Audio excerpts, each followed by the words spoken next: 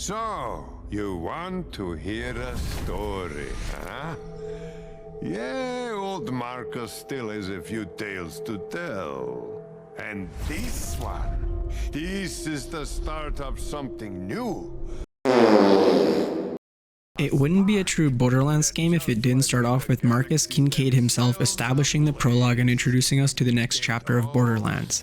Our adventure starts off on the planet Kairos, a planet ruled by an immortal tyrant who goes by the name of the Timekeeper, leveraging ancient alien technology from a vault that dwells somewhere within Kairos, a vault that has aroused the presence of vault hunters, which the Timekeeper is not keen on having, so he kidnaps and tries to enslave them using a mind control device called the Bolt.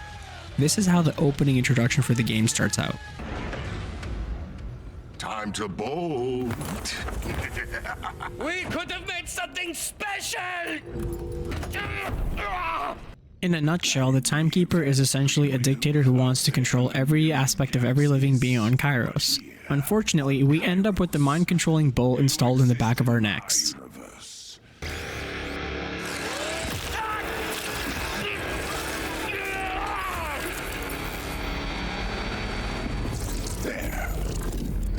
Is part of you now.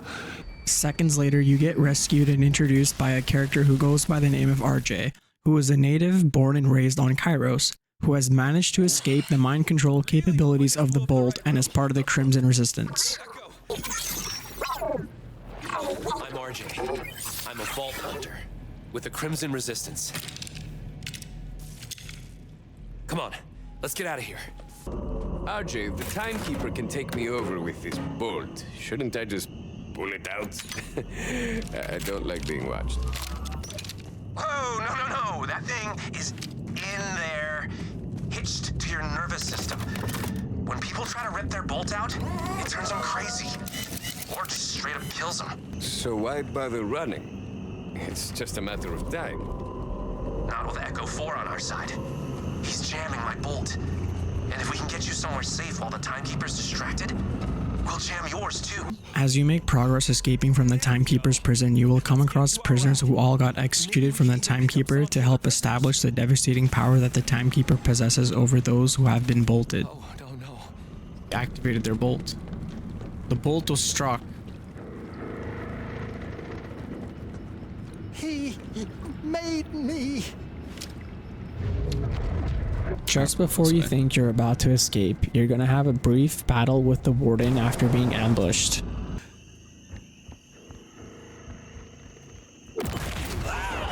Oh yeah, buddy, come on.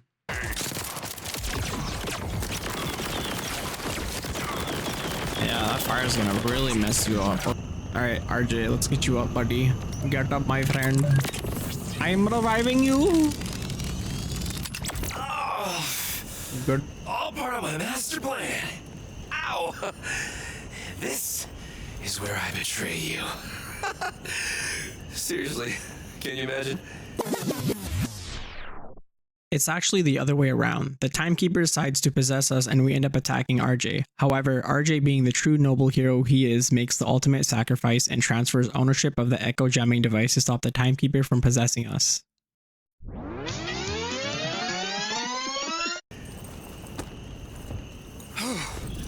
Thanks. We gotta get out of here before the Timekeeper. Yeah! Too late. I think that's true. Echo! Transfer ownership! What use is a vault hunter?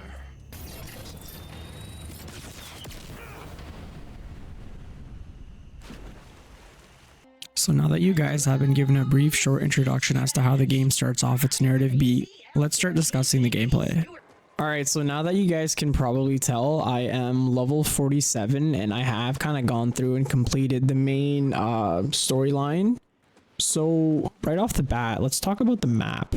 As you guys can tell, they've gone for a more open world style level design here now. It's no longer just your regular sort of more set level zones that you kind of load into. It's all, they're going for like that seamless open world experience.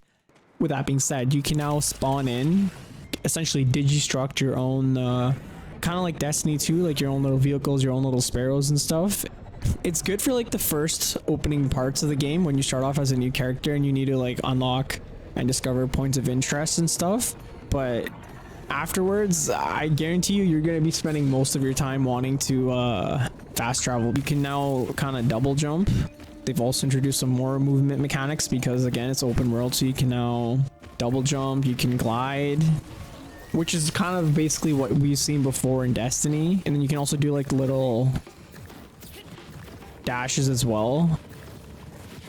And yeah. So let's just clear out these guys here real quick.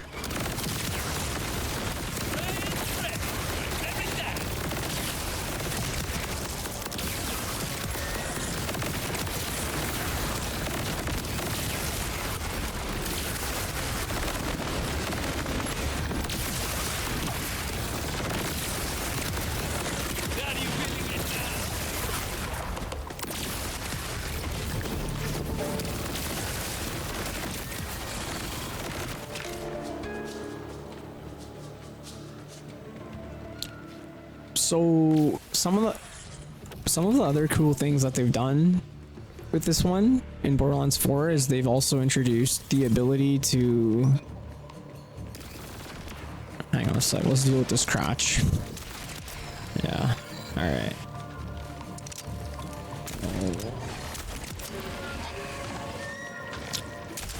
What the heck is this? Oh my god, it's an airstrike. This guy's just farting out mobs. What the fuck?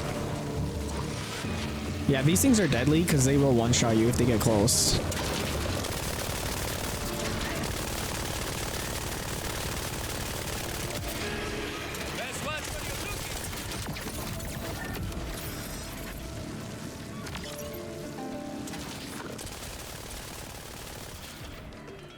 Alright, where was I going with this? Oh yeah, and they've also introduced a grappling hook, so you can now like grapple up towards things.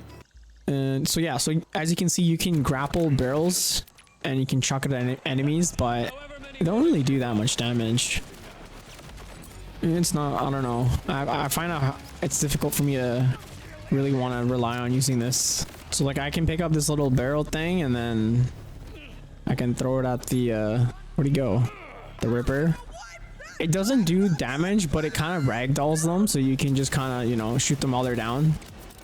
Kind of, it's more like a stun. So you're gonna have your 3, or I think 4 types of weapons. Your assault rifles, no, 5. ARs, SMGs, snipers, shotguns, and pistols. And then when it comes to things like rocket launchers and like LMGs, they've all turned into like action skill style weapons.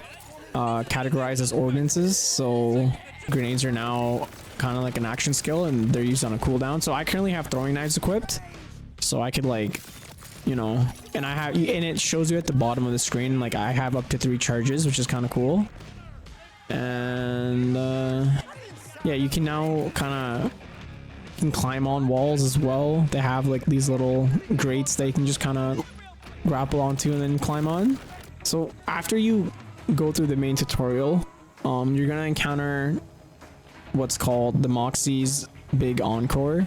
It's basically a vending machine that you kind of use to reload bosses and stuff so you can farm them, because that's kind of the main gist of the game. Is like once you kind of go through the story, you're gonna be spending a lot of time grinding out bosses to just get better loot. All right, so what I'm gonna do now is I'm gonna repurchase the Encore boss. We're gonna respawn it in Splash Zone, and I'm gonna just show you guys how that all works. Well, there goes a perfectly pleasant day.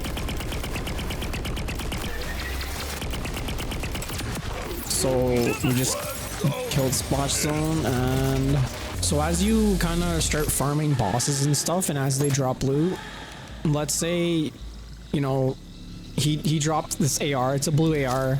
I have a legendary AR. I'm not gonna use this. I can just quickly toggle it as junk. So I can, you know, I can pick up things that I don't really like. Like, okay, if all of this is junk and I'm not really gonna use it. Now that I've picked up all the loot and it was basically all garbage, what I can do, and this is what I really like, is I can just go to a vending machine, sell all that junk. So I like that because it kind of mitigates having to deal with the horrendous UI management that this game has. Every time when you have a full backpack filled with loot and you want to sort through things, it's a bit of a tedious process because the game will not save your filter. So if I wanted to, let's say, I mean, I only have like 4 guns in my inventory currently, but let's say if I wanted to filter by DPS, if I were to hit escape and back out of this and reopen it, it resets it to manufacturing. It can be very annoying having to constantly go back, reset your filters, right? So if I go in my backpack and let's say I go to weapons and I want to sort by DPS, and having to constantly, you know, if I accidentally back out, it always defaults to manufacture. It can be a bit of an annoying thing. I wish they made it where it will just save your filter preferences so you don't have to constantly have to re-enable it every single time you open up the menu. That would be nice. Now I do still have a lot of side quests and things that I have to complete. Exclamation marks everywhere. The world is still big. Like if you don't want to just farm for insane amounts of loot, you can still continue to unlock and uncover things. Like I still have, you know, undiscovered locations. I still have tons and tons of things to discover and unlock, but they have introduced other cool neat little things along the way to help make uncovering the map more easier. So there we go. Yeah, so you can zip line to these silos and it kind of allows you to like just fly all around the map.